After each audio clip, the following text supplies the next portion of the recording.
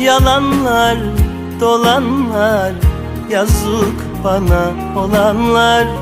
Yüreğimi kanatır senden bana kalanlar. Yalanlar, dolanlar, yazık bana olanlar. Yüreğimi kanatır senden bana kalanlar.